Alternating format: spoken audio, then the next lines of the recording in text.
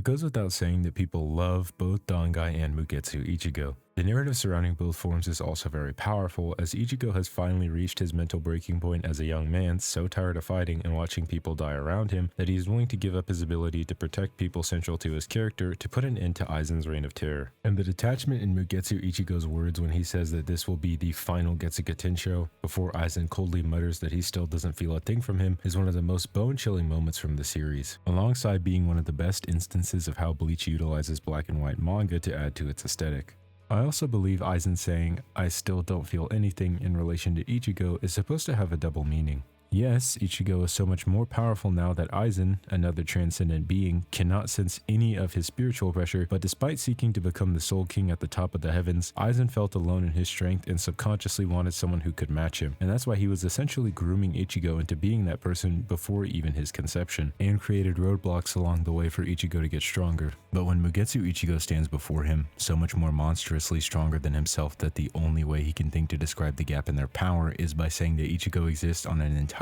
different dimensional plane than him, Aizen still feels nothing. None of the camaraderie and equivalent strength that even someone like Stark sought out. This is an endeavor that Aizen has been planning and putting into place for much longer than most people's lifespans, and when it finally plays out exactly the way he wanted it to, he feels nothing.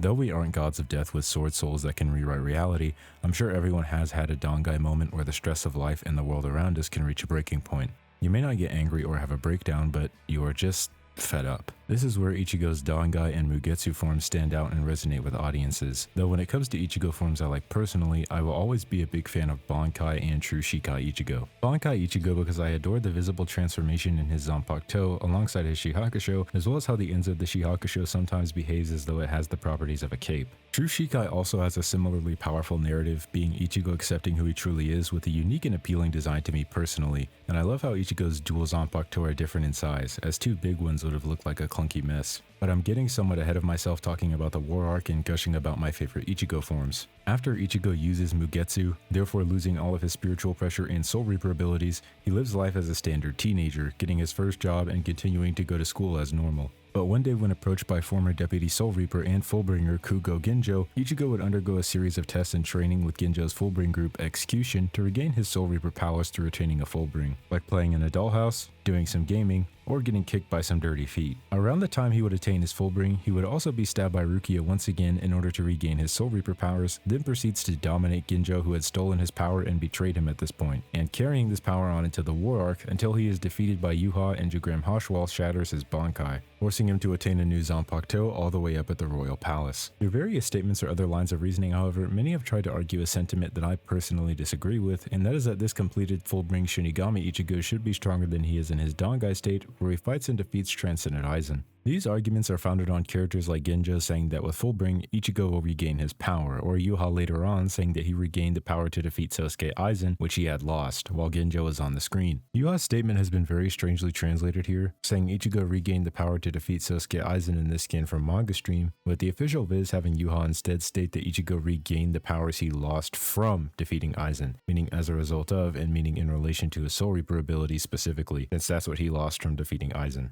I will say, however, that Viz is not perfect by any means, as they have had translation errors regularly in Bleach or even other series I make content on, like Jujutsu Kaisen or Naruto. But this translation does make sense with further context given before the statement, where Yhwach is talking about how Ichigo's development as a Soul Reaper was solely for the purpose of performing Yhwach's will, and he regained his Soul Reaper powers only for him to kill the Soul King before Yhwach's eyes. I would also like to establish, however, that these statements from Ginjo only refer to Ichigo's Soul Reaper powers, as it is never stated by Ginjo that Ichigo will be as strong as he once was, only that Ichigo will regain the Soul Reaper powers that he lost, and Ichigo regaining these Soul Reaper abilities is repeatedly stated to be the endgame goal by Ichigo, Ginjo, and even other members of Execution. Ginjo does say that Ichigo will gain powers beyond that of a Soul Reaper in reference to the fact that he will be able to stack his new Fullbring on top of his Shinigami powers, but never that he will be as strong as he was when he defeated Aizen, or even that he will regain his transcended state in Dangai where his Zanpakuto fused to his arm. Some have even gone as far as to argue that Ichigo's Dangai form isn't isn't anything special and that it is simply Ichigo's Bankai with newfound strength as a result of 3 months worth of training. But this is obviously not the case when taking his aforementioned fusion with his Zanpakuto into consideration, but also the fact that his Hollow, Soul Reaper, and Quincy powers are all meshing together into this transcendent state, where not even 4th fusion Aizen can detect his spiritual pressure, at first deeming him a disappointment and saying that Ichigo has wasted his chance that he had given to him. This idea that Ginjo and Execution are restoring Ichigo's strength he once had in his Dangai form also comes from other statements in the Fullbring arc, like Tsukishima saying that Ichigo's power is closer to what it once was, when, once again, he is referencing Ichigo's Fullbring being incomplete, which is intended to give him his Soul Reaper powers back. There is also the line of reasoning that Tsukishima is specifically talking about Dangai Ichigo here because he implants memories of himself helping Ichigo against 4th fusion Aizen, and neither Orihime nor Chad know what 4th fusion looks like, since they stay back in Hueco Mundo. Therefore, Tsukishima must have genuinely been present during their fight. However, this is somewhat disingenuous as it implies that Tsukishima has to physically be present for these past events in order to properly tamper with the memories of his opponents, meaning you would have to assert that Tsukishima was also present in Orihime's life during her childhood before she had anything to do with Soul Reapers or any spiritual awareness at all, alongside other characters whose past he manipulates like Ichigo's boss Ikumi or his sisters Yuzu and Karin. We also know that although Chad and Orihime weren't specifically there for Aizen and Ichigo's battle, they should still have knowledge regarding what happened or what Aizen could have looked like, because it's highly likely that Ichigo would have discussed the events of the encounter with him, but it is verbatim stated that during Ichigo's coma, Chad and Orihime had a discussion with Ichigo's other classmates about the Soul Society, his Soul Reaper activities, and what they had seen in Karakura Town as well, meaning they should have some idea of how Aizen looks. These panels could also just be an art thing to paint a picture to the audience, but I digress.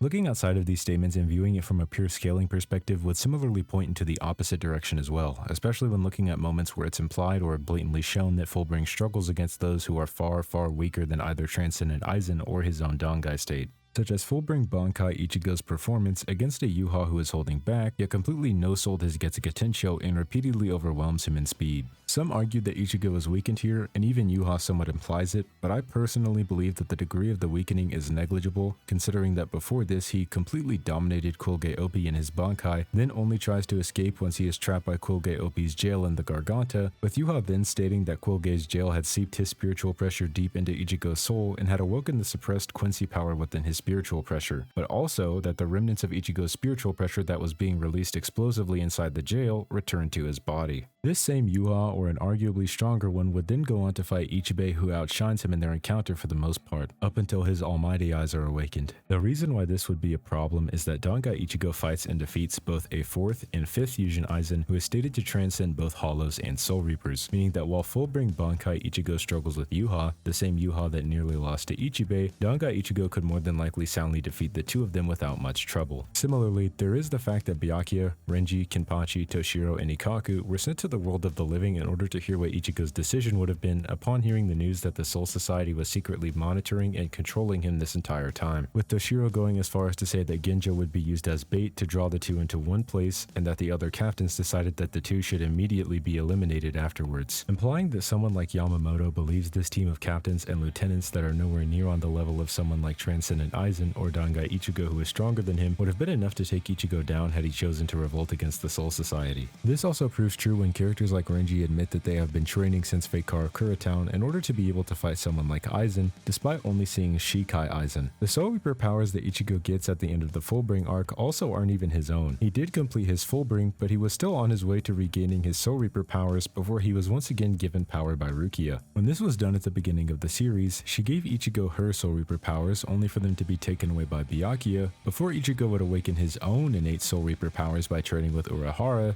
then proceeding to lose them again after using Mugetsu against Aizen, and to be granted Soul Reaper powers once again in the Fullbring arc after Rukia stabs him with a sword containing spiritual pressure from Isshin, Urahara, Rangiku, Yoroichi, Rukia, Unohana, Kenpachi, Shinji, Hanataro, Toshiro, Ikaku, Renji, Byakuya, and Yamamoto. While this mesh of spiritual pressure with a Fullbring as the cherry on top is undoubtedly powerful, it doesn't compare at all to Ichigo's own innate true power that dwarfs these characters, being stronger than all of them before he lost his own power from using Mugetsu. Outside of the statements I covered earlier that are either strangely translated or that people take out of context to say Ichigo is regaining his exact former strength with Fullbring as opposed to just his Soul Reaper powers, there's nothing to link Fullbring to his Dangai form, let alone to say that it's stronger, with there also being the blatant scaling and statements that contradict contradict the idea that Fullbring would be stronger, such as the ones I've already discussed, as well as others like the Kenpachi who kills Unohana somehow being a rival to this Fullbring Ichigo, someone who I think we can all agree isn't remotely comparable to someone like Transcendent Aizen. All in all, Fullbring Shinigami Ichigo is certainly a strong form when taking all those who make up its spiritual pressure plus Ichigo's Fullbring into consideration, but by comparison, Dangai is and represents something else entirely, with power so immaculate and untouchable that even to this day, there are very few characters within the story that could ever match him. But what do you think?